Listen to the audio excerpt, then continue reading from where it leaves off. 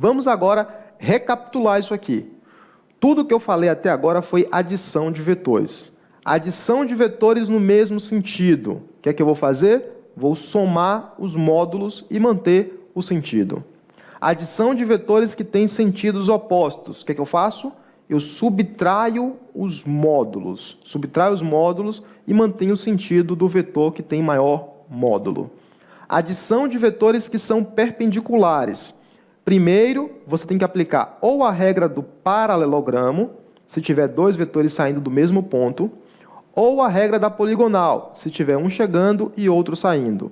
Ambas as regras vão dar a mesma direção e sentido. Depois que você fizer isso, você vai observar que vai formar um triângulo retângulo. E sendo um triângulo retângulo, para você calcular a hipotenusa, basta você aplicar o teorema de Pitágoras. A hipotenusa elevada ao quadrado é igual à soma dos quadrados dos catetos. Adição de vetores formando um ângulo qualquer. Primeiro você aplica a regra do paralelogramo ou da poligonal fechada. Para quê? Para encontrar a direção e o sentido. Ambas as regras vão dar a direção e o sentido correto, idênticas. Só que na hora de calcular quem é o vetor resultante, o seu módulo, você vai precisar aplicar a lei dos cossenos. E aí você pode utilizar a lei dos cossenos adaptada, com o sinal mais, se você estiver utilizando o ângulo formado entre os vetores. Mas tem que se lembrar que a lei dos cossenos original, aqui aparece menos. Como assim, mais e menos?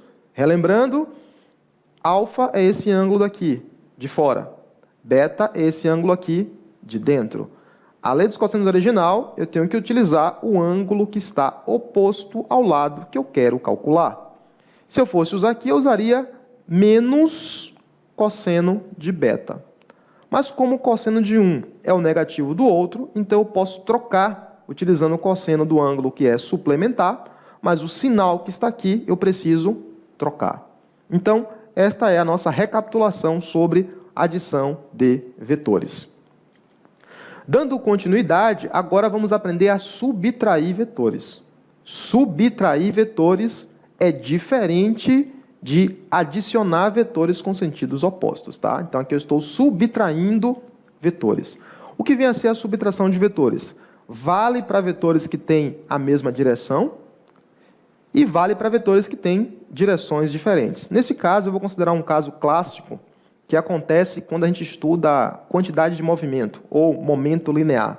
Vamos imaginar que eu tenho uma bola, uma pessoa vai chutar a bola e alguém vai espalmar essa bola. Então, o goleiro vai espalmar a bola. Então, a bola vem, espalma e a bola sobe. De tal maneira que sobe fazendo um ângulo de